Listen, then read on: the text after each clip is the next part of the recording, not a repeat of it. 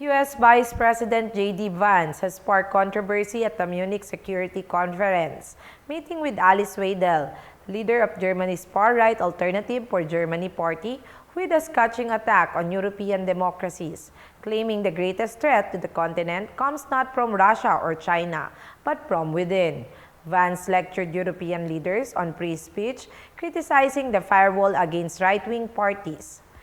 Speaking at the Munich Security Conference, Vance was expected to address potential talks to end the war in Ukraine. Instead, he devoted most of his speech to criticizing European governments, including the UK, for abandoning their values and disregarding voter concerns on migration and free speech. Vance argued that European leaders are more focused on maintaining their power than listening to their citizens.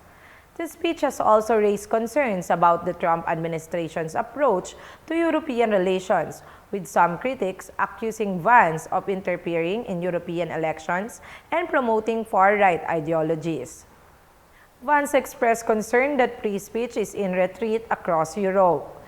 Now, to many of us on the other side of the Atlantic, it looks more and more like old entrenched interests, hiding behind ugly Soviet-era words like misinformation and disinformation.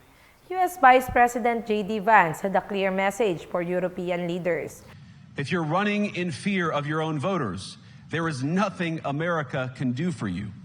What no democracy, American, German, or European, will survive is telling millions of voters that their thoughts and concerns, their aspirations, their pleas for relief are invalid or unworthy of even being considered.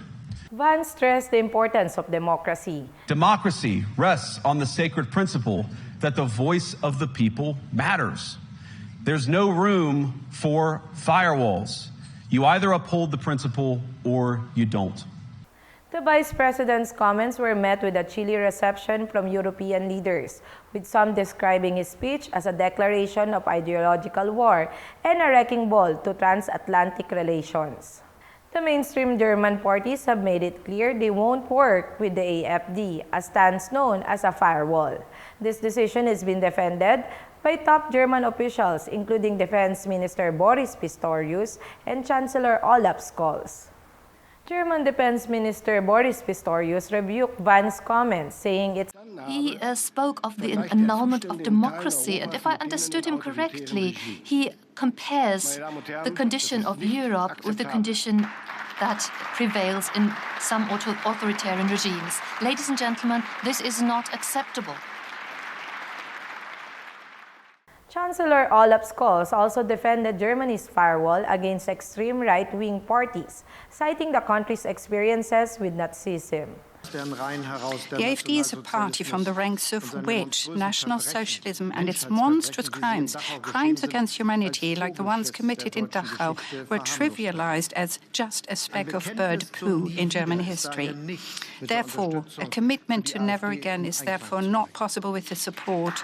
With support is not reconcilable with support for the AfD. The news comes after U.S. Vice President J.D. Vance criticized the state of democracy in Europe, drawing parallels with authoritarian governments. Vance's meeting with Weidel came under fire, with many criticizing his interference in Germany's election. Vance also met with German President Frank-Walter Steinmeier and opposition leader Friedrich Merz. Norwegian Prime Minister Jonas Gahr Store took issue with Vance's comments on immigration, saying Europe is already focused on controlling its borders. Meanwhile, Western media has been abuzz with claims that the EU is shifting towards far-right ideologies. But is this really the case? So, what's behind this disconnect between Western media's portrayal of the EU and the EU's own self-identification? Some argue that the EU's stance on issues like immigration and national sovereignty has led to the far-right label. Some political analysts believe that the EU's policy on immigration, for example, have been misinterpreted as far-right. However, many EU countries, including Italy and Germany, are simply seeking to maintain control over their borders and ensure national security. The controversy surrounding Vance's comments highlights the tensions between Europe and the US on issues like free speech, immigration, and democracy. I am Lovely Montoya of Manila STV.